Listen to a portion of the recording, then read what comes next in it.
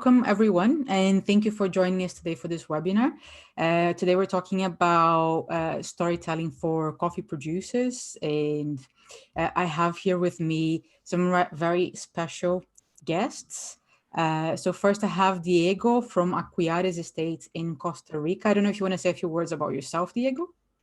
Yeah, hello everyone. It's great to be here. Thank you everyone who organized. And we are from Costa Rica. We are from Chiaris estate. I've been working at this family business since 2003 and 13, sorry. And yeah, just a long career or a short career in coffee that feels like a long time. I'll be telling more about the story in a few minutes. Thank you. And we also have Philipp from Kaffemacher in Switzerland to share a little bit of the roaster's perspective on the subject. Philipp, can you say a few words about yourself? Yes, I can. Thank you for the humbling invitation, Luisa and Cropster. I'm Philipp, and I'm one of the managing partners of Kaffemacher in Basel in Switzerland. And we are, we try to be a lot at the same time. So we are a coffee academy and we have a coffee roastery. So we run 2 coffee shops, and with partners, we run a coffee farm in Nicaragua. So and what we try to do as a company is really to try to connect the dots from A to Z, but also be in constant exchange and with everyone in the coffee community and learn more about coffee. Thank you, Philipp. And we have James from Cropster as well. James? Hello, everyone. Thanks for the initiative on putting this together. Luisa, I'm James Faria. I'm the sales manager for Cropster in Latin America, and it's going to be nice to discuss storytelling with everyone, and I'm going to come with the tools that help people share stories throughout the steps of their coffee journey. Thank you, James. And I don't have a slide for myself actually, but again, my name is Luisa. I work at Algrano with content production, so writing the stories of coffee producers or helping them write the stories themselves as well. And I have a background in journalism, and that's why I'm also like mentoring and storytelling for Grounds for Empowerment, working with female coffee producers in Central America. So hopefully we can share with you some interesting insights about this subject. So just to start, I wanted to start by talking about why we chose this topic for this webinar. Because a lot of people, when I talk about storytelling, and this is something that happens in the Grounds for Empowerment program as well, is that people are they're a bit skeptical about storytelling. They don't necessarily think that it's either necessary or something that producers should put a lot of focus on. This is like, yeah, do people actually buy based on stories, or do they don't really buy based on stories? And I was talking to a trader in the last festival I was in. So a few weeks ago, I went to the Manchester Coffee Festival here in the UK, and I was asking people about storytelling. So what do you think? Do you think it matters? Do you think it doesn't matter? And it was very interesting that this trader I was speaking to said, it's like, I don't buy based on stories. I buy based on quality. If the coffee is good, the coffee is good. If I think the story adds value to the person I'm selling to, then yes, that was something I'll consider. But then we can always come up with something later on at the end. And I thought that was very interesting, because if you think historically in our industry, in the last decades, the market was kind of like more dominated by traders, and there's always the presence of traders between roasters and producers. So maybe like because of this, and because they buy a lot of volume, the quality was the main thing, was the most important thing. And now in the last decade or so, because the specialty coffee industry has been growing, there's more direct trade and more contact between the roasters and the producers. Storytelling is becoming more important. So it's not just about quality. We see a lot of people sharing how they're connecting through storytelling and how this dynamic is changing. But it helps us understand that we don't know a lot about it, because things have been changing very recently, and that's why we want to discuss a few of these topics here today. And just to introduce a few things, a few key ideas for me about storytelling and what I see in my day-to-day work. I have here, this is a spreadsheet that I use to illustrate the importance of storytelling when I'm talking to people. So this spreadsheet was created by a cooperative in Brazil, they call Copervas. I think it was last year, 2020. They were trying to find new buyers because it was the first year that they were exporting. And it's just like, how can we catch the attention of a potential buyer? So they wanted to do something that brought a lot of traceability and added value for a buyer that was interested in making impact. So in this spreadsheet, they not only show the entire pricing model and the price distribution of the cooperative, like saying how much they pay for each producer, for each quality of coffee, each screen size, how much goes for the cooperative, etc. But they also have here what they would call the impact of the premium. And this is something I discussed with them. So it's like, oh, how can we translate the premium to something that people can understand what this means? And in this, if a roaster they could choose, for example, they could choose a 10-cent premium, a 20-cent per pound premium, a 30-cent per pound premium. And this would change the calculation on the spreadsheet. And this could change, for example, how many fertilizer bags does a producer can buy extra if you add this premium. So this was an exercise that they did that made very easy for a roaster to understand the impacts that he was having by paying a higher price on their coffee. And I think what this shows is that, and at the end, they did manage to get a very good client in Europe. They started buying like 150 bags, and then they went to 2 containers in the following year. So I think this is a pretty good case study, a pretty good example of stories. But it shows for me that, yes, one, it has impact on buying decision. 2, storytelling is not just a text, like a written text with paragraphs beginning, middle, and ends, like something like we learn in school maybe. It can be a spreadsheet, it can be an Instagram account. There's a lot of ways in which you can communicate stories. And the third is like the importance of data. So this is kind of like really raw data that can be used. And we have Cropster here as well.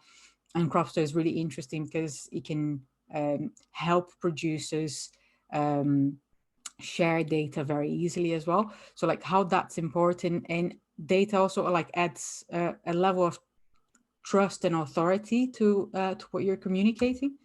So here I have, this is actually the email from the buyer when we were talking about the spreadsheet and about the about Copervas project. They found it incredible. Like they were very happy with the level of transparency, as they put it here, and they continue asking questions. So this is one of maybe 10 emails or something like that. So they were asking a lot of questions, and this is something that's quite interesting as well, because a lot of the roasters that we speak to that that say that their story is important to them is not necessarily that they read something and it's like, yes, this is completely blew me away and I decided to buy. But they usually they send lots of questions to the producers, and the producers that can answer those questions, they have a lot more chances of making a deal. So I just have a few of the topics here that I wanted to present to you guys. That is what we're trying to cover today. It's a lot of content, so we might not be able to cover everything, but we're gonna do our best. And we want this to be a bit of like a more like a flexible conversation as well, and a discussion. So feel free to ask questions in the chat session section on the in the middle of the discussion. I can't see them myself because I'm sharing the screen, but Nick, that is here helping us today, can send them to me, and then we can read them in the middle of the presentation if it's something that's very timely and very relevant, or we can read them at the end during the Q&A. So I want to start by talking about why quality is not enough, and the show with a very good example of like the story is the minimum a coffee producer needs to have today to be in the specialty market. And I have Diego here, and he's a very good example of that. So Diego, if you can start by telling a little bit about your experience and why you think how you developed, like Aquiares developed the story of the estates. If that was always the case, you always had a story as well. So you can tell a little bit just how the evolution of that happened. Thank you, Luisa. Buenos días, todos los que nos escuchan en español. It's a pleasure to be here. As I look back at the path that we've tried to follow here in Aquiares, it has been one of differentiation. We are a company that is large, a farm that is large, that has been producing a coffee for a very long time, right? Since 1890, so it's more 130 years of history. But we had never broken into the scene where we can actually take our name and our story to the hands or to the palates of the consumers. And I think that every farm around the world has a story, and it's just a way to, or the mission is really to find the right narrative and the right message as how to communicate it in order to become more differentiated, right? And that is something that is important if we want to stay relevant, right, across generations.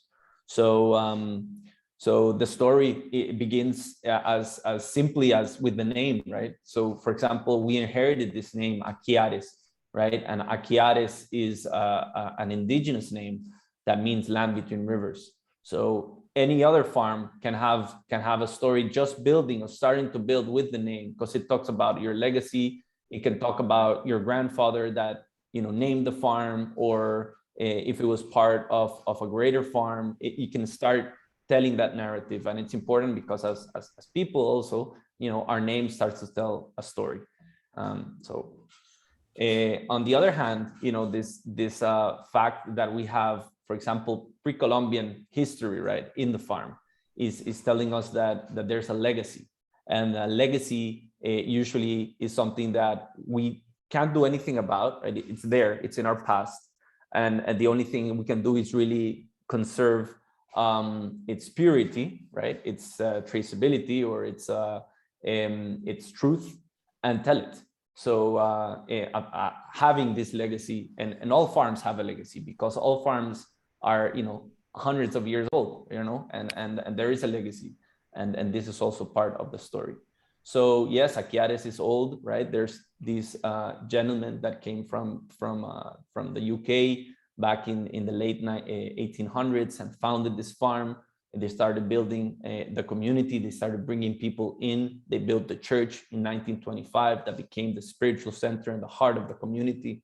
And it started to develop, right, into a place where migrants would come and stabilize and stay in this farm, and it would develop as an economical motor for a new community that was building. And coffee was really important in Costa Rica back in the day. It was one of our main agricultural produce, and it was shipped around the world. And Aquiares is situated right along the railroad that connected to the Caribbean port of Limon. It meant that it was part of that history. So it's also part of the story we tell.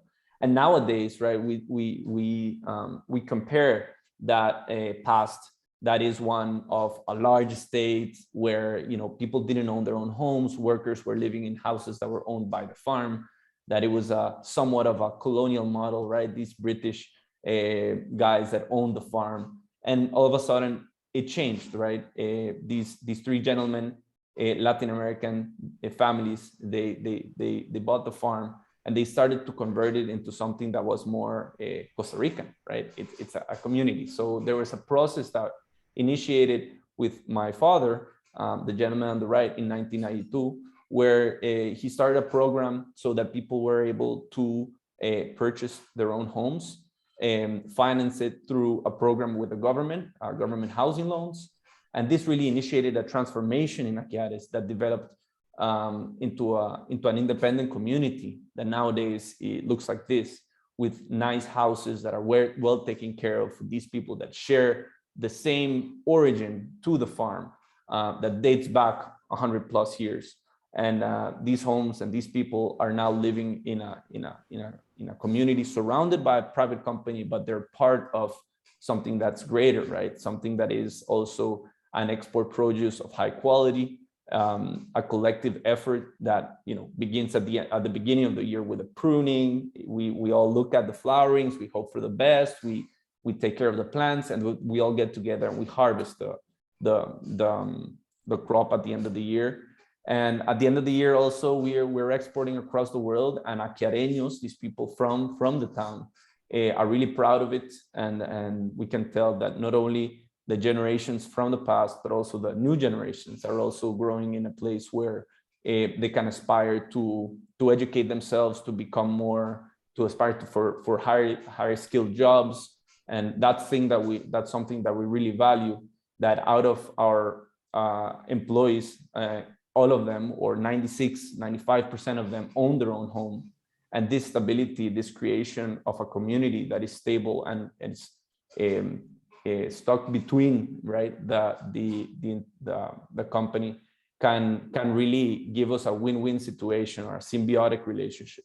So this is part of our story, right? It's something that we cannot separate, because even if someone visits us to Aquiares, they will immediately notice, where does a town end? Where does a farm start? Where's the gate? There's no gate, and all these things really become part of the narrative. And they really connect in an emotional level, I feel, with buyers. So as I mentioned before, my father, he had a great vision for the community, for the farm, for Aquiares, not necessarily that much of a vision for the brand, right? So he was more pragmatic in a sense of selling his coffee. He was an engineer. He wanted to get everything, as efficient as possible. And he didn't know that he was creating something of great value with all these great things that he was doing, which is this story that's really unique, that you cannot easily replicate or copy paste around the world. So that story became really unique, and it's something that we've really tried to highlight, right? He was selling coffee like these bags, right? They had nothing on them. He would make 2 phone calls in the year, to his 2 large traders. He would sell, the harvest, and that's it. And then it was all just scheduling, getting the coffee out, and that coffee would be blended with other coffees, and the traceability would be lost, the story would be lost, the value added of all that, of all those very important and very unique attributes of the coffee and its provenance and its origin were lost in a blend, right? Yes. Can I ask you something? Was your father telling the story of the farm to these traders that he was selling to at this point, or it was something that he hadn't even kind of like articulated or elaborated? My father was an amazing storyteller. He was like a natural narrator. He had his past was also involved in a lot of like public charges in the government and things like that. So he was great at orchestrating a great speech or a great narration. So he didn't know that he was doing it, but maybe he didn't feel the need either. Maybe there were different times, and yes, maybe it was an industry reigned by very large traders, and there was very little visibility as to the interest or the actual value that consumers around the world might have towards a story from a farm.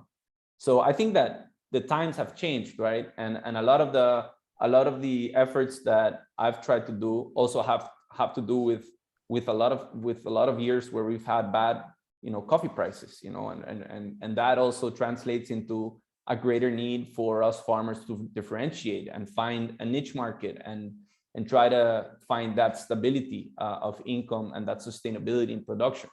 So it's not like he didn't know. He probably knew, and he probably also told the story equally as passionate, and he probably did make sure that the buyers were falling in love with this story as well.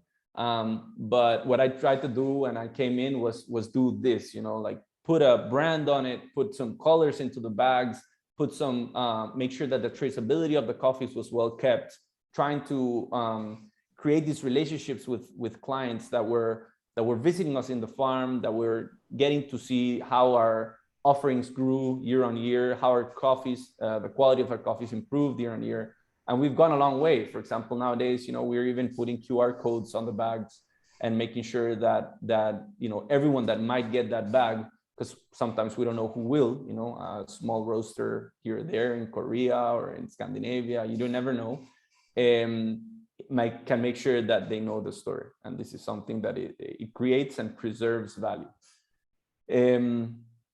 Yeah, there's different ways to tell a story, and there's also different, let's say, ears, or roasters or clients are from different, they're very different, right? We sell to people from around the world, and a lot of them might just need this information, right?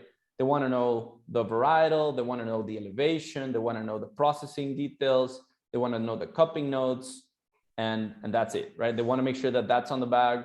And they'll say it's from Aquiares, from this farm, maybe they'll mention a name, and that's where it kind of stops, right? But there's other clients, right? And this is where you have to be really adaptive in your storytelling to tell a different story, or to tell a different part of the story, right? Because your story might be ample, right? You're doing a lot of things. You're working 365 days in the farm, and every day can be a story. Something can happen very unique in that day that you can then tell someone, and they'll be blown away by it, right?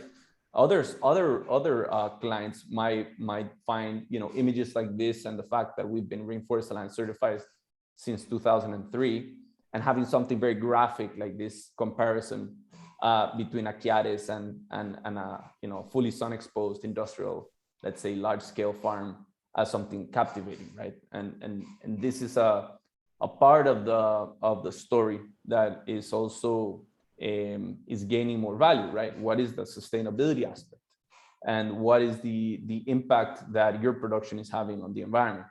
So in that sense, Aquiares has also been pushing kind of like the limits of that, and trying to test what sort of parts of the efforts that we're doing are easily let's say, understood or valued by our clients. So for example, using images, these are historic images from 2001. And as we go to the next image from 2010, you can see a very clear difference from an aerial perspective of how the farm changed in 9 years' time. So we went from a fully sun exposed farm to an agroforestry model in less than 9 years. The next photo. How did you get these, by the way? This is just Google Earth, and they have a great great thing. You can go back in time and check their historic photos. No, that's amazing. I'm impressed by how much records you have from the farm, and I think that's really cool when farms have that as well.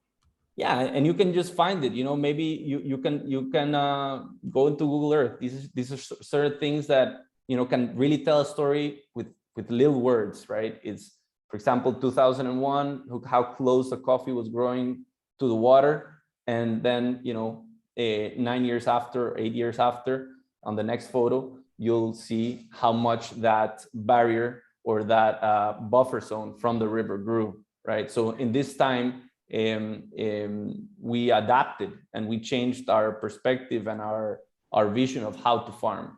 And there was a new story. Let's say there's a new story that starts building up in the early 2000s, which is how Aquiares transformed from being a farm that is industrial, focused on productivity, focused on let's say short-term gains, into a more sustainable model.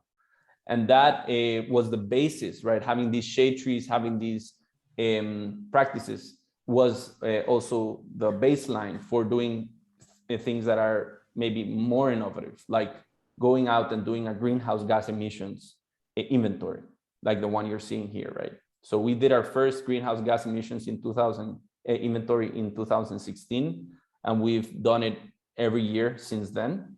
And we've also measured how much of the farm from the shade trees and from the protected forest is actually absorbing of CO2, right? So we became, and we got certified carbon neutral in 2016, and we've kept that, right? So you can, and no one really, you know, this is not Rainforest Alliance, this is not UTS, this is not fair trade. It's kind of like a certification that we started, right? So you can build your own story. You can find what attributes of your farm you're really strong at, and you can innovate, right? You can be the first at telling a part of the story that no one's heard before, right? And this is something that I feel that opens a lot of doors, even especially when you are surprising the industry, when you're surprising your clients, something that they maybe haven't even done, you know, and you do it, you know, and this really gives some more weight, let's say, into your story.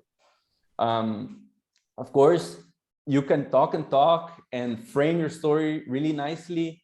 And it has happened to me many times. Maybe I'm in a trade show, you know, I'm pitching, I'm inspired, I'm telling all these great attributes of my coffee. Maybe he's even sipping on my coffee. And then there's questions that, you know, will be like, oh, so you're not fair trade? Wait, no way. You know, like next, you know, oh, you're only at 1,200 meters? You haven't won a Cup of Excellence? You know, like, I understand these things, right? If I'm from the perspective of the client, maybe they're really after farms that have won COE or are fair trade, you know. So you have to be careful, because you cannot get demoralized by these kind of things, right? You gotta be. It's like a dating game, right? You cannot be demoralized if they say no, right? You have to keep pitching. You have to keep going. You have to listen and analyze the body language of the person, how much they're interested in one topic or the other. At the end of the day, your story is so broad. It's so interesting, because the work we do as producers, honestly, it's the hardest job on the coffee industry. And that day-to-day, you know, understanding nature, predicting the weather, working with all these changes that we see in the farm, they're all stories, right? And I feel that it's really important to empower yourself as a producer, and to understand that not everyone out in the world will have the same time or the same just attentiveness to listen to you. And that's okay, you know. Rejection is okay. You'll find someone that suits more your story, and then you'll begin a story with them, right? You'll begin a story with your client. No, I find very interesting here that you says like, oh, your farm is only at 1,200 meters above sea level, because this is something I've heard people ask as well. And it's kind of like, oh, it's not high altitude enough, so I'm not going to buy your coffee. That's kind of like a myth that was built in the industry, and that by you showcasing how good a coffee can be from a lower altitude farm as well, you can like deconstruct those myths and help the industry go beyond that kind of thing that they used to believe in the past. Exactly. Yeah. So we just have, I think Diego, I want a question. How many people live in Aquiares? About 2,000 people. Yeah, and only about between 150 and 170 work for the farm. Mm-hmm. So the town has developed a lot, and a lot of people have gone, you know, get different jobs outside the farm, but they still want to live in the town. It's a nice place to live. So yeah, it looks nice. I think I want to move and work. Hey man, come visit us. We'll start with that. It looks beautiful. Congratulations on all that work and advances you've done. That's beautiful. We'll be waiting for you, man. I hope to come soon. Well, Diego already showed a lot about what I've come to talk about. Is just a small part in the story, is in just of collecting data, and how that can be important on your story and understanding your coffee as well as a producer, and especially a producer of specialty quality. So when people come and ask you information about your farm, it's always nice to be able to present information organized and detailed about processing, cupping, making sure the traceability is there, which we've seen as Aquiares has implemented to the fullest. You can see And so that's where Cropster comes in as a digital tool, but you don't need it. Doesn't have to be Cropster, you know. Someone can start, you know, you got to start somewhere. An Excel sheet, a notebook is what many people are using, but nowadays you're able to take notes on your phone, or of course always bring it back and to put it into a database. And Cropster just brings those tools to allow you to share information with people who are interested in buying your coffee. And then I also find very important too is that roasters who you sell your coffee to, and getting the information, their cupping notes, what they perceive, you know, what they got out of the cupping. And also I see lots happens of roasters sharing roast curves with the producers as well. I don't know, Diego, do you receive, do roasters often send you, give you the feedback of the coffee, their cupping notes and their roasting profiles that they send, that they do of your coffee? Yes, I wouldn't say often. I would definitely want to get more, but I feel that this happens maybe through time. So maybe not the first year, but maybe the second or third year where you're selling to the same person. Then the relationship kind of builds, and it also helps to talk about maybe why the coffee was a little bit different one year to the other, and kind of finding you know, what are the different practices that we've done in the farm that maybe changed the profile of the coffee. So I think over time, yes, and that is really important. Also the profile of the cupper, because if you probably give your same coffee and you do a cupping session with you, someone from Korea, maybe someone from the UK, the differences, certain aspects of the coffee can be different based on regionality. And what about in terms of, I know you send your coffee everywhere, and I saw Luisa was taking it, having it today. What about getting, how often do you get to like taste your coffee from other roasters? How often do you get that? This is I wish I had more, but Costa Rica has this weird thing where it's a pain to get the roasted bags into the country. So there's an address in the US that we use, and from time to time we'll just bring a bag full of all the coffee bags. Very nice. Yeah. But definitely that's definitely important. And usually I need to say it usually tastes much better when roasted than we do. I have to admit. No, can I just say one thing as well? Reading, like seeing this cupping report from Cropster, is that whenever you see either on both sides, like you see a roaster sharing this with a producer, or a producer sharing this with a roaster, you kind of see like this people are more on top of their game. Like it looks very professional when you get this level of information from a supplier or from a client, that someone that you're working with. And I think like if you're talking about kind of like you can read between the line of like with communications, I guess you get it's kind of like it feels like you can trust people more. I don't know what you think about it, James. Well, I feel, of course, keeping the lines of communication and getting feedback from both ways, you know, especially if when, as we know now in specialty coffee, the direct trade with producers to roasters, the roasters some are more involved in, you know, helping with production of coffee. Sometimes there's farmers who have a jewel of a coffee and they didn't know, you know, and middlemen are coming and telling them, oh, it's this quality. But then when the trader goes to sell that coffee, you know, it's like 10 points higher once it gets into their hands. So I think it's important also for the families of the farmers to then train to get involved in cupping their coffees and knowing that they have good coffee in order to be successful. If that's the road they want to go into specialty. If you want to just go into commodity, then you know, it's a different story, but it's important to know what you have.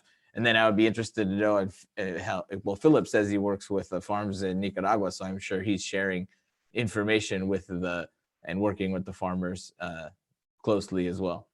I love how you did the transition between panelists, James. It's it's very subtle. It's very good. Like, so he's introducing you, Philipp, for one of the parts of the this presentation that I'm very excited about as well. You're talking about the target audience and the structure of stories. Yes. Excuse me, my voice. I mean, this is the cost of European winter. So my voice is a bit low today. I just hope you can understand me. Your microphone is top notch, right? So top notch. that measures up. Right. So, well, I very much agree with everything you said before, and also Diego, what you said about your father was fantastic. That he was actually a gifted storyteller, and maybe I used that one to open the things I want to give you now. I would say we are all born as storytellers. We just forget it sometimes. You know, I have little twins, and they barely speak. So, well, they do speak, but I don't understand them. So I would say they have their own language, right? And I hope one day they learn my language too. But still, even without understanding them, I feel touched by what they tell me. So they create an emotion and I feel the connection and I feel touched, whatever they tell me. Now, specialty coffee roasters, they do not specifically buy coffee only. So they buy stories too, what we heard from Diego too. They buy trust, but they mainly buy emotions. And these emotions come with the coffee. Now, roasters need something that is actually in short demand, right? So they need green coffee, like good green coffee. And the coffee comes with all the background. So in that regard, I see the position of coffee producers here fairly elevated. So good coffee is still rare. And there are more and more roasters coming on the market, and they all need a specific coffee. They all need a specific story. And because there are more roasters, the roasters themselves have to be more specific. So I see new roasteries now opening up, and some focus on purchasing coffee from women cooperatives only, others from indigenous people only, others from rainforest coffee only, others from cooperatives that have a very strict approach to environmental challenges, etc. So coffee roasters are getting more specific. So I think the stories of coffee producers should become more specific too. So, and as Diego said, pretty much everything, literally everything is a story. Now, so you can actually choose certain topics that you think should represent the work you do. And as Luisa said, the best quality is not really something that's connecting, because best quality is something specialty coffee roasters expect as a given. So it must be best quality. And of course, it should be from 1,200 meters above sea level or higher, as we heard from Diego. So best quality is a given, but this is not something really that connects or creates strong emotions. The things you do every day, that can connect and that can create emotions. And we are human beings, right? And we are by definition a very complex creature. And we do many things at the same time. And we are different people at the same time. I mean, we are sons, we are daughters, we are parents, we are partners, friends, etc. And choose a specific hat when you talk about something you really care. And as Kaffemacher here in Switzerland, we try to deal and comment on many different topics. And these vary a lot, but we always try to be consistent in the tonality we use.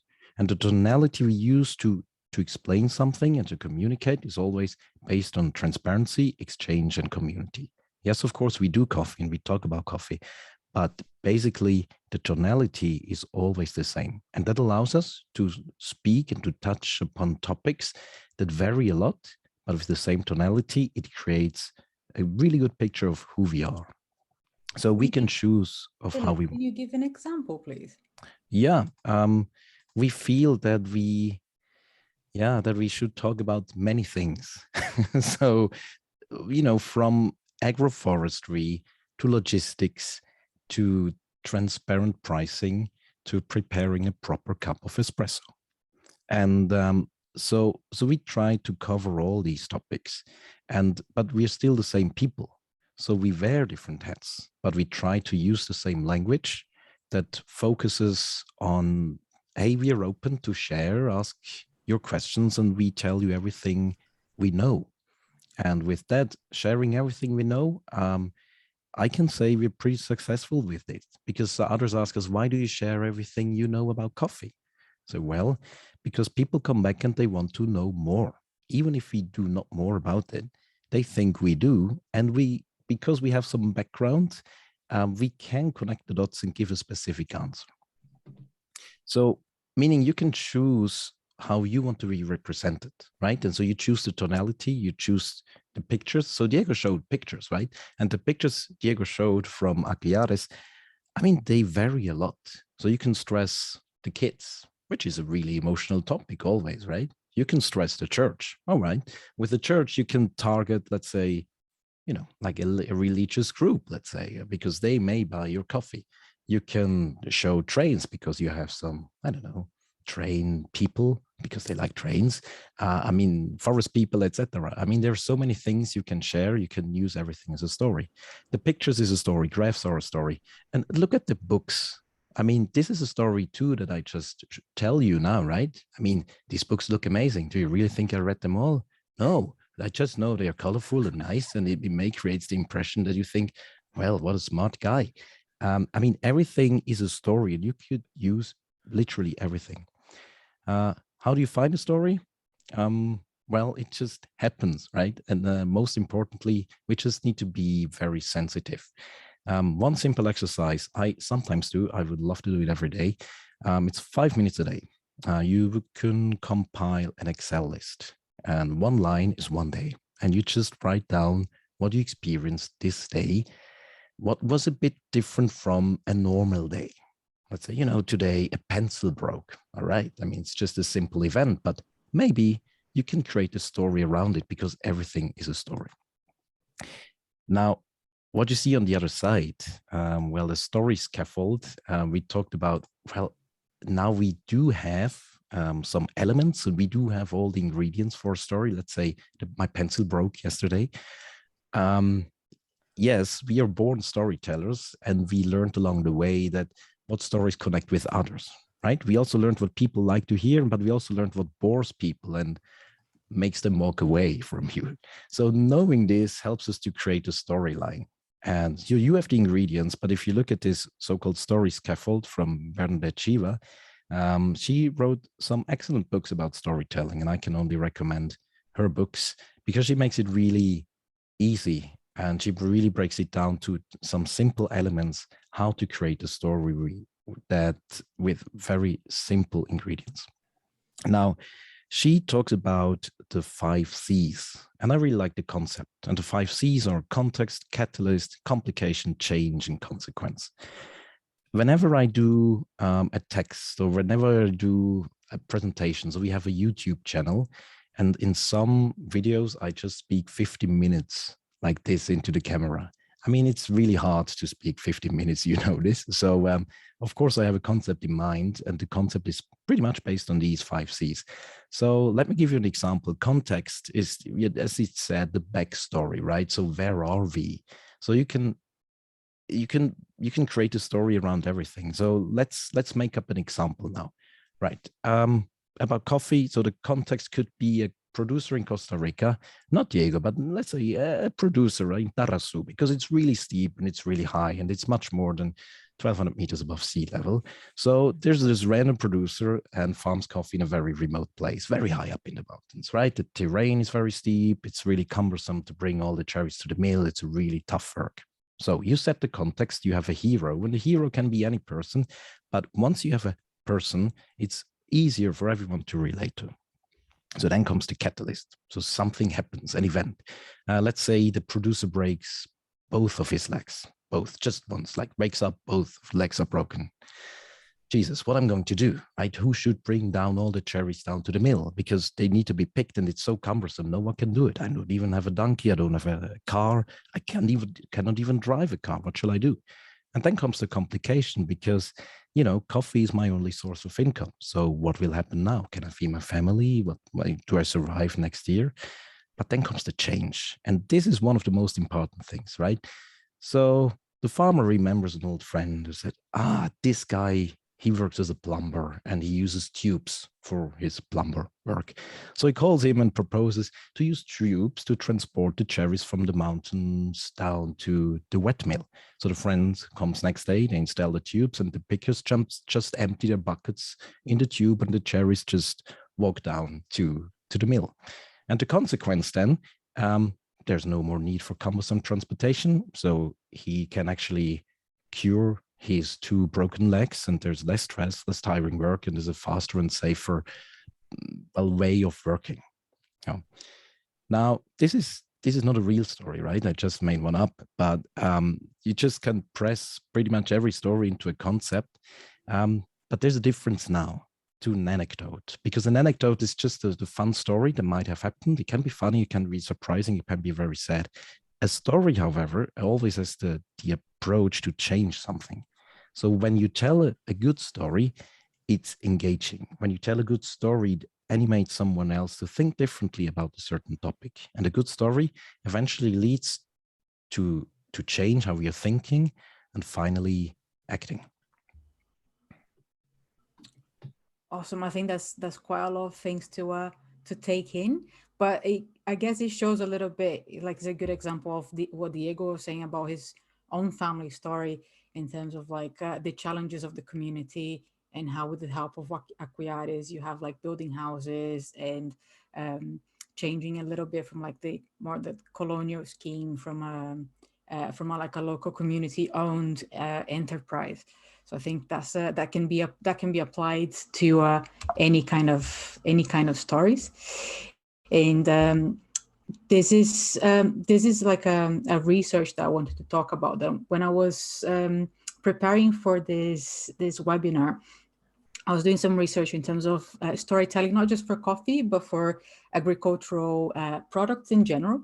And it was very difficult to find information about it because there's not a lot of research in this thing, and there's not like research that is available. So I didn't have even a lot to compare to this that I found. So this is like this research from the Taiwan University, but I was reading it and I found it very interesting because it relates to some things that we were discussing before regarding not just emotions, but regarding brand.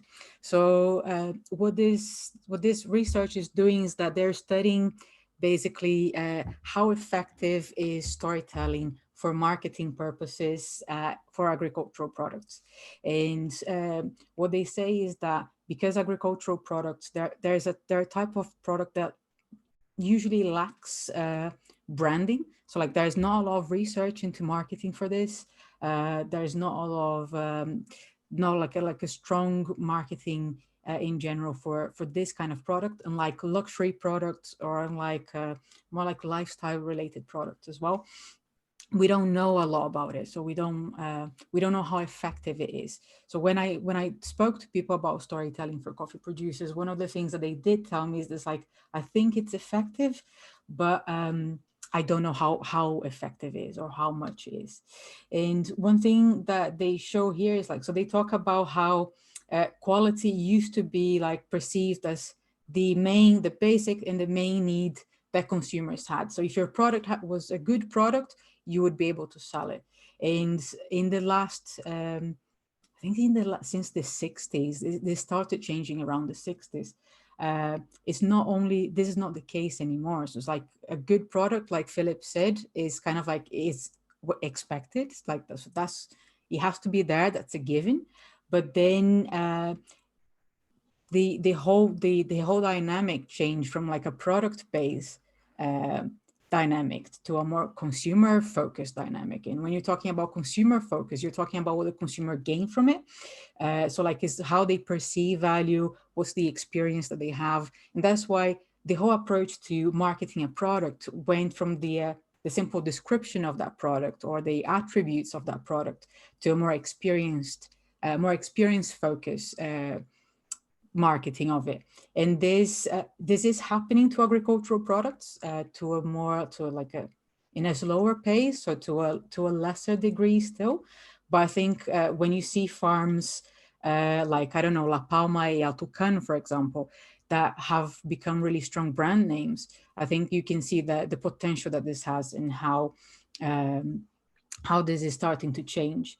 So what I write here, like I selected this isomorphism, which is a word that like I find it hard to say even, versus differentiation, is because traditionally agricultural products are commodities, and one of the biggest difficulties that you have to market a commodity is that because it's all the same. Like all the oranges from 50 different orange producers are the same. They don't have a lot of things different to you in the product itself. So the story can be used as a factor to add differentiation to this product. So like in the emotional aspects that you bring to the product are the things that differentiate this product more than the product itself, if that makes sense. So in coffee, like the quality of the coffee and how that coffee is processed, that is a factor of differentiation. But also because you have more and more producers, and which is a good thing, obviously, investing in quality. So you have a lot more producers doing anaerobic coffee. You have a lot more producers doing naturals or different fermentation processes. So if like 5 years ago, doing a different processing method was enough to differentiate a producer from others, now it's not anymore. And yes, it's tough that the bar keeps getting higher and higher. But I think if you have like a good story to differentiate yourself, you can maybe not have to change as fast as like trying to pursue all the trends and all the different things in processing methods, which are more difficult as well. Because if you think about processing and innovation in actual coffee farming, that takes time because it takes years for you to get to experiment with coffee. It takes years for you to figure out what works. If you're growing a new variety, it takes years to see if that variety yields the results that you're expecting. One very interesting thing that this study shows is that according to the results that they had, they say that brand attitude doesn't affect the intention of purchase for agricultural products. So if, for example, you're building a logo, having a massive like nice brand, trying to like work out the name of the farm necessarily is not what's going to drive more intention of purchase.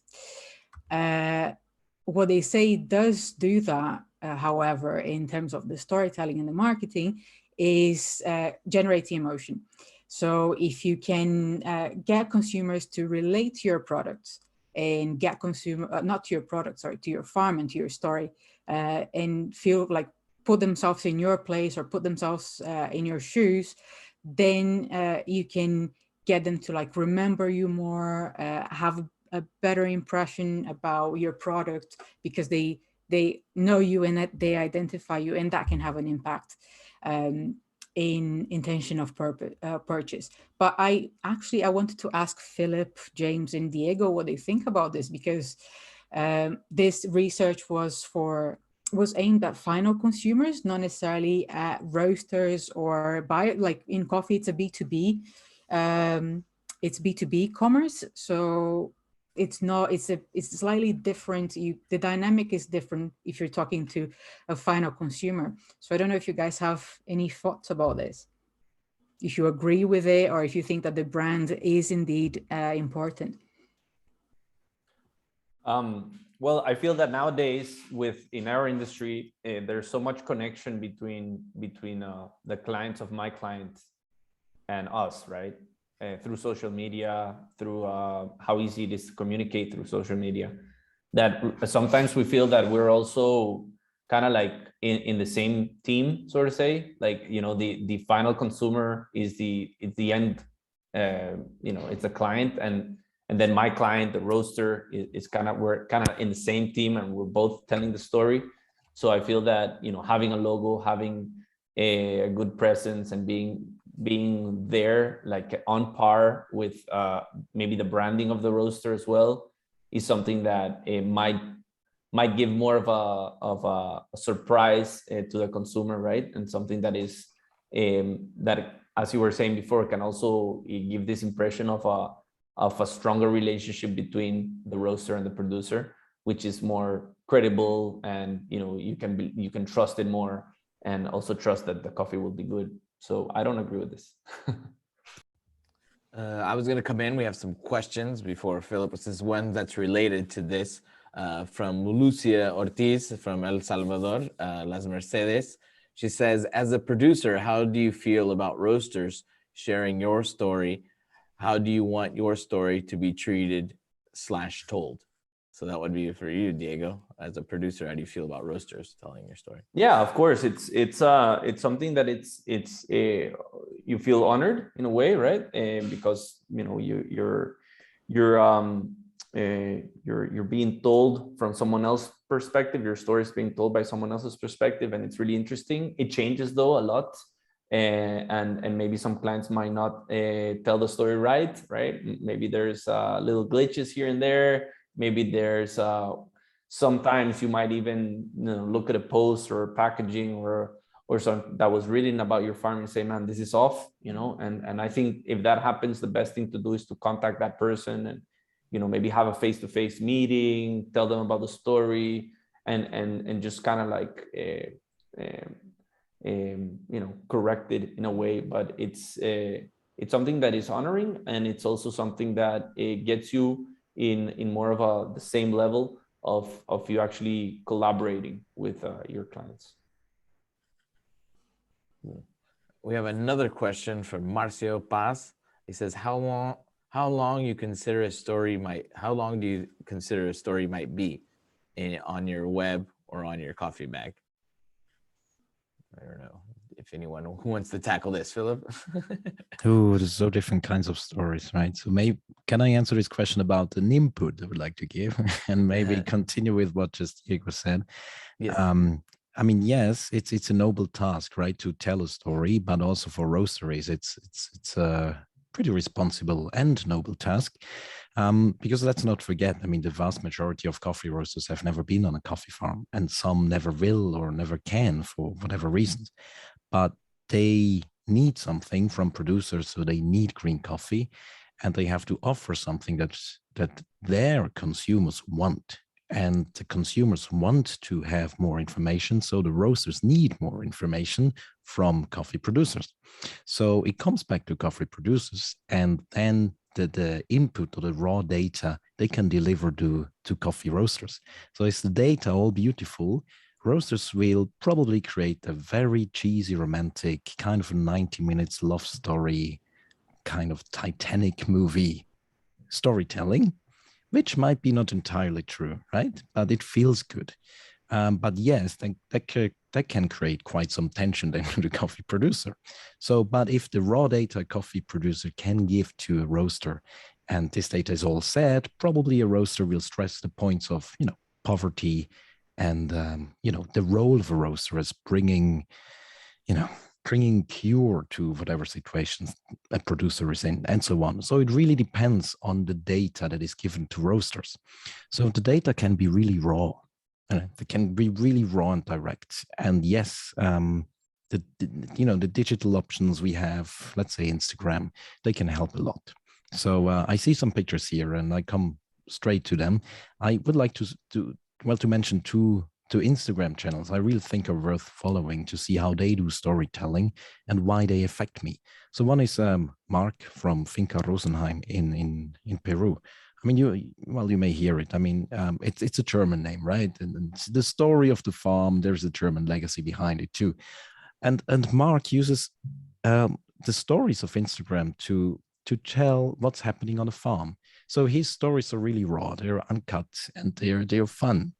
And it creates a lot of momentum. It creates a lot of emotions and connections, because he shares sometimes he's desperate because there's no water. So, okay, there's no water, I cannot wash the cherries. And you just follow him and what he is doing, right? So he really takes you on a trip to the farm, and you just follow him. There are no only ripest cherries pictures. So I hope that for many roasters, this time has gone only communicating only the ripest cherries, right? I mean, these are pictures from our farm, and these are my favorite two pictures because they are just real. It happens on every farm, but are they attractive? No. I mean, do you want to see them when you portray a product? Not really, but they, you know, they're just real, and it should be part of the whole storytelling. So look, this is really what happens, and you should understand as a coffee roaster or as an end consumer, this is part of the whole thing, because there is not only ripest cherries. Then other things, right? I mean, technology is a key thing, right? I mean, many producers use, I mean, technology. I mean, of course, I would say the vast majority has a smartphone or a telephone. And here, that was in our farm, so we did some GPS. Well, we located the farm and we made new microlots. Is this important? Well, maybe. I think it's part of the storytelling too, to show some roasters and some consumers, look, it's coffee production is full of technology, or it can be full of technology too. It's not all romantic small scale farming and everyone is happy, because I see this version of coffee production way too often still. Sorting is another thing that is a key thing that, to achieve good coffee, but I see this, I don't see this a lot, because also there's no ripe cherry involved, and it's very technical, but yes, it's a key element. So the more data people can learn, and the people like the roasters and consumers can learn, then you are definitely a source of wealth of knowledge. And then people want to connect and want to know more. So it's not a sales push. It's just taking people in and sucking them into your world, and let them know more about the things you do, the everyday work, which is for many very exciting. Also, progress is something we always like to show. This is when we arrived at the farm and the wet mill before we bought it. It was really bad conditions. So we started to post pictures of progress, and that created so much reactions, and people wanted to know more. So, oh, how is the wet mill going? And when is the new phase of construction? Simple things, but worth telling. And also celebrating small steps. So this was when we signed the contract. You know, it's a really bad picture, and you know, we're very tired, but it was also fun to show it. Yes, because it's a small but very important step that was for everyone involved. You know, I remember seeing a crowdfunding campaign from Raw Material. I don't know if you were a part of that, Philip. They were building a mill in Colombia to support I think the Algrano community. So it was like a small community in Colombia, and they got like roasters to buy coffee when they were still planting the trees around that mill.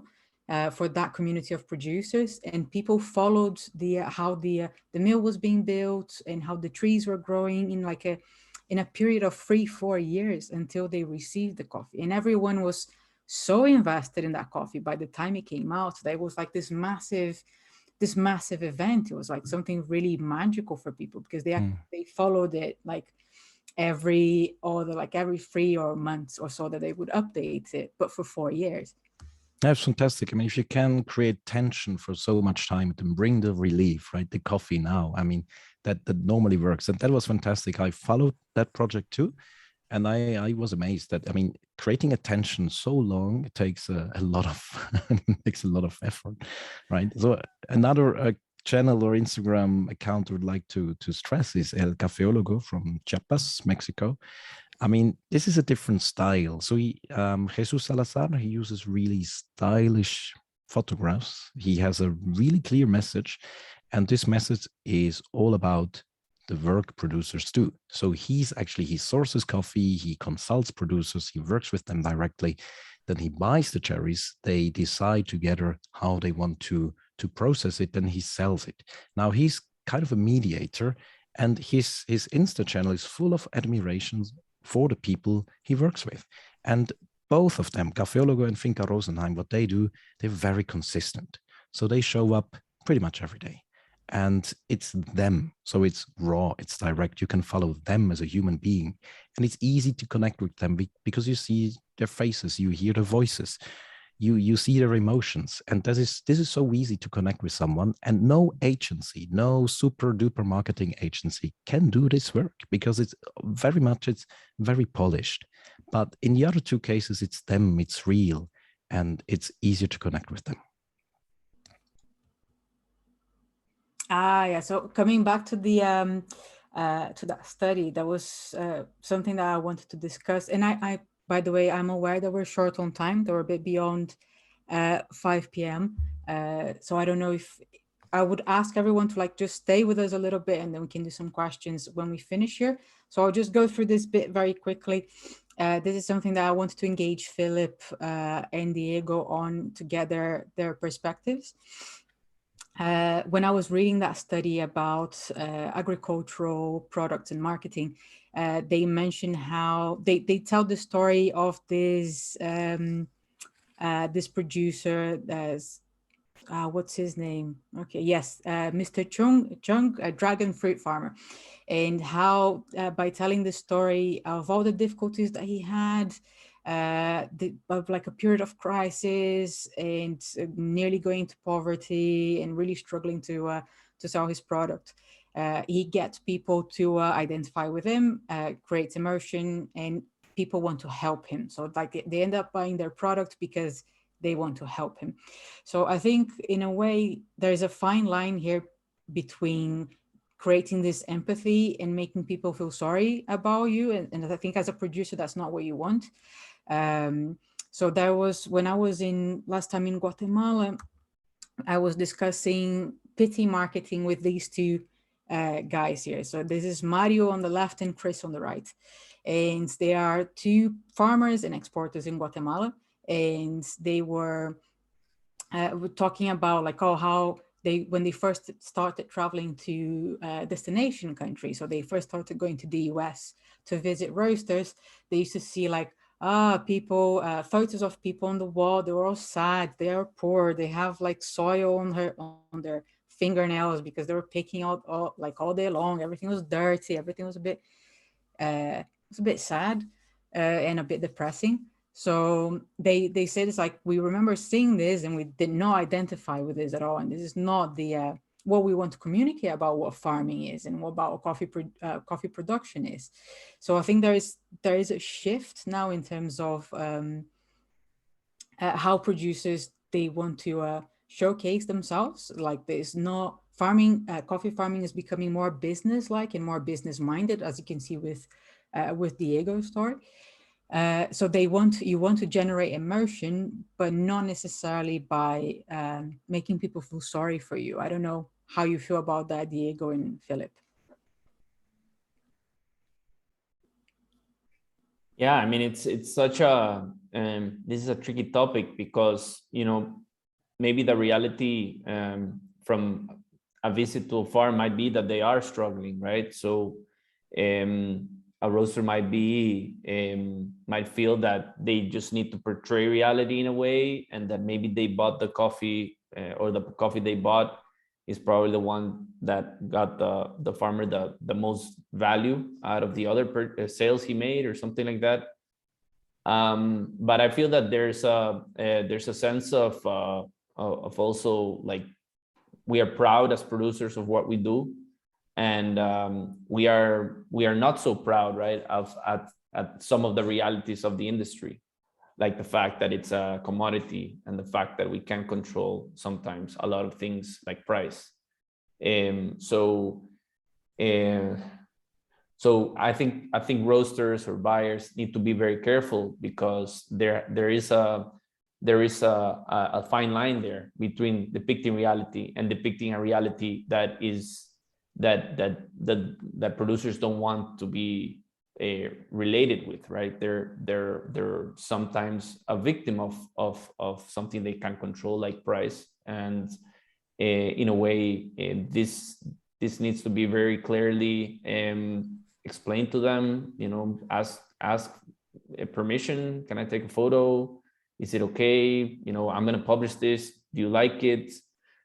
Because at the end of the day, it's the farmer's business. Maybe it's his house, maybe it's his family that are portraying those photos or in those images. And at the end of the day, well, they're going to be spread to areas or people. They're going to see them that he can't control either. So I think there has to be a level there of communication, so that it's okay, let's say.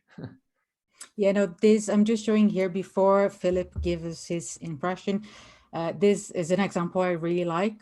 This is a book that was written by Vava Nguaini in Kenya.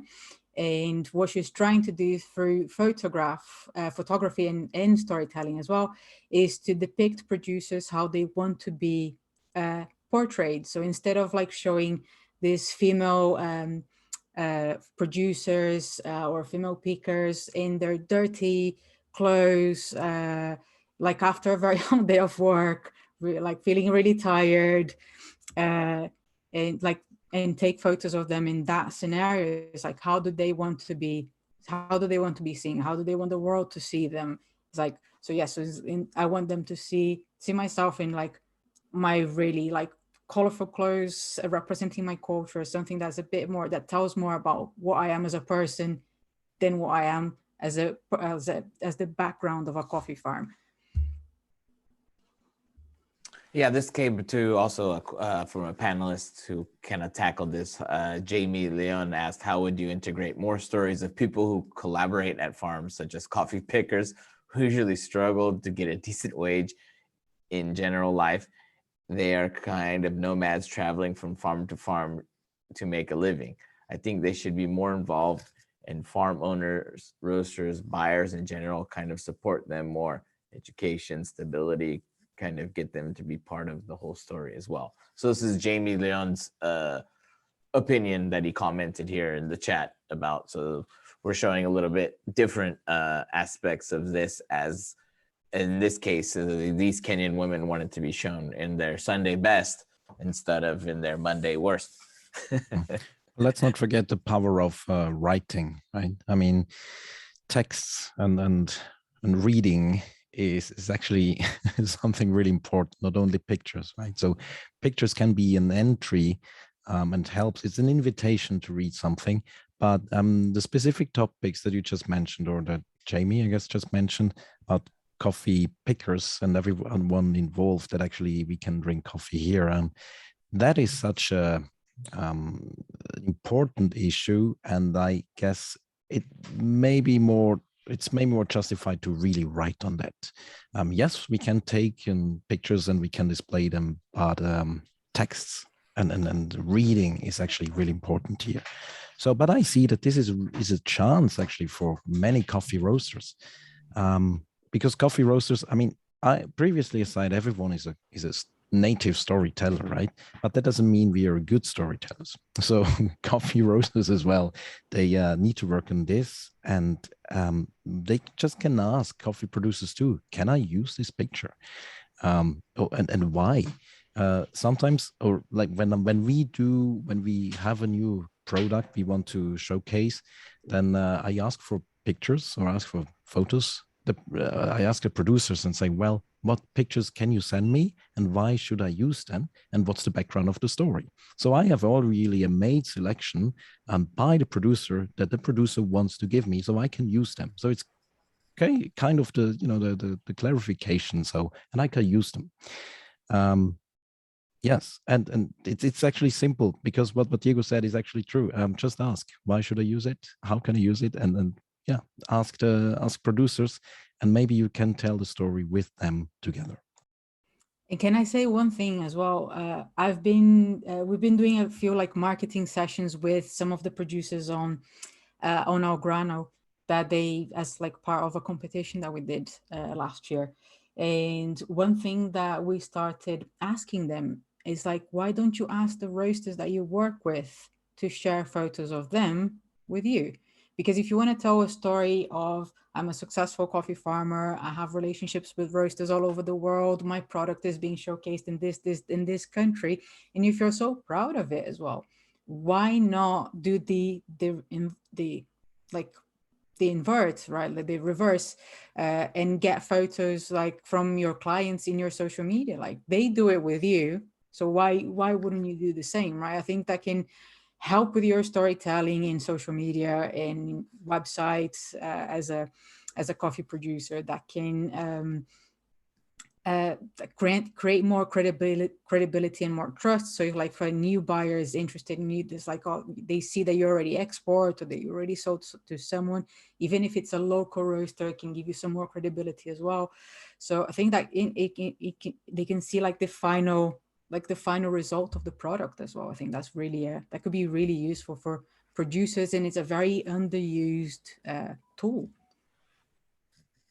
Yeah, you get a picture of the roasters and each of their cars, so you see how in front of their what car they drive. So actually, go ahead, sorry. Diego. No, I just wanted to mention briefly that I really liked how Philipp presented these photos of progress. And I feel that that's really important, because no matter how I don't want to use a bad word, but how low that baseline is where you're starting, if you're building up and you're progressing, then that's going to be well received by the public, right? Because no matter the situation, if there's progress, then it's well received. So I just wanted to highlight how that's a good point. That's really important. And I add one more thing to this, because what I think could be a winning recipe, that's a winning recipe, a recipe that actually for me works quite well, is actually micro speed and macro patience. So let's say, that there is this term called green coffee buyer. I do a coffee buyer. In reality, where I come from, I live in Switzerland. I have a good overview on the market in Central Europe. I don't really think that I know more than 2 people that actually only do this as their job. Most of the green coffee buyers, they are maybe roasters or they're baristas too, and they even clean the bathroom, right? Because most of the roasteries here are really small companies, and they wear several different hats. And yes, sometimes they can take care and source coffee and get in touch with producers and then WhatsApp or chat. But that is actually a very little amount of time you can spend there. So if you get in touch with someone, if you get in touch with a producer, what I really appreciate is micro speed. So if there's a reaction, so I just find myself texting, and then we share a lot of information, and yes, suddenly there's a sample on my desk. I think this is using an opportunity. So taking advantage of this, if there's a direct connection, just use it. Because most of the green coffee buyers I know, they do many other things, and having a number and having them on the line and chatting is one of the best options I can imagine. Mm-hmm. And we have 2 comments or questions that are actually similar. We actually kind of tackled this a little bit. Lucia Ortiz again from Las Mercedes, have you had the experience that the story doesn't match the reality of the farm? And then that was followed by what about from Mark Bollinger? What about the flip side of the focus on the story? What happens when the story is not true? Is enough being done by roasters, or are they happy to just pass the story along? So a little bit the same. Is the story the reality of the farm? Is the story? I think we've touched this. I don't know if we did today about the copy and paste issue that sometimes happens with roasters and farmer stories. I don't know who wants to tackle that. Philipp. Well, I can say maybe the same thing in different words again. So to me, it helps if I just double check with the producer or where I get the coffee from. So is it true? Or what do you want me to write? It's actually that simple. I mean, I can figure out something with the data I get from a producer. And it always depends on the data, right? So this is why I wanted to stress these points previously, that the data producers give to roasters, that is the thing roasters will work on and create the story. So the data can be quite raw, but still, if something's unclear, I think it's the task of a roaster to double check with the producer. Is it really right? Sometimes, well, there was a case when I posted something and the variety was wrong because I said it's a Caturra. And then, the producer just called me, no, it's not a Caturra, it's a Catuai. So, all right, thank you. So I could have asked you too, because I was unsure in that moment. It's a simple thing, but maybe it's simple for me. It's not that simple for someone else, because I don't know what happens with this information for the producer if I just state something that is incorrect. So maybe I ask again, and this, I see this as a big invitation for roasters to ask producers more about the truth or the facts they are going to portray. So basic journalism practices, check your sources. No, and if I can say something about that as well, I think when I was working as a journalist as well, it's like you will read a lot of the things, a lot of your base material, you do some research, you read most of the things that you can get, so you can get a context, and then you go to the source and you check it, and then you see what you want to write about it. So I think the best way, ideally, people would be writing all their content and not just copy and pasting their content. But I also understand that roasters are really busy, and I don't want to throw stones at anyone. But Diego, save me here because I'm getting myself in a bad place.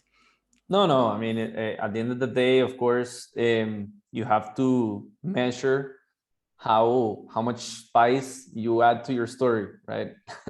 In Spanish, we say it picantear una historia, ¿verdad? And it might be that I don't know, you had this coffee that was wonderful, and you make it more wonderful, right? But you have to be careful because at the end of the day, you're also creating an expectation on the minds of the clients and the consumer that you're gonna have to hold, right? You're gonna have to live with, and it's I think that in this business you're gonna want to be for a long time, and so protecting the integrity of that story and controlling that expectation so you can deliver on it year on year is also going to be a measure for success.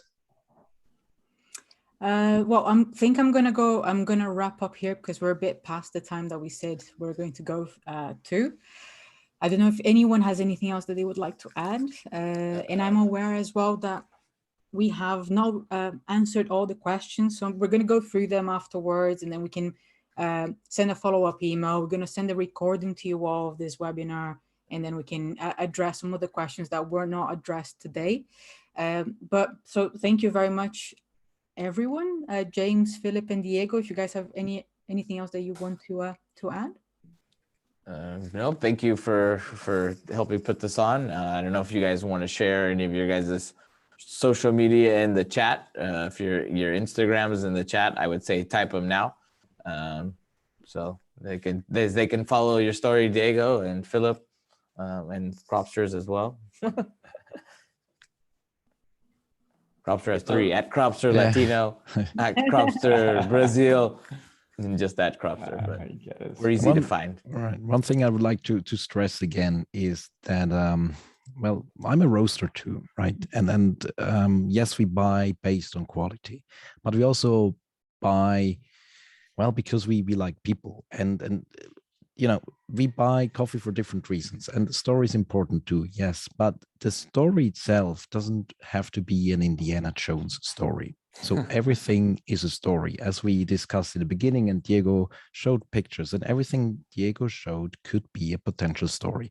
And sometimes we may tend to overrate what a story should be. So, but again, a story can be as simple as breaking a pencil and make a story out of it, but let people know what happened. So let people enter into your world and take them by the hand and just take them through one day, maybe. So this is a normal day on a coffee farm. Let me show you what I do.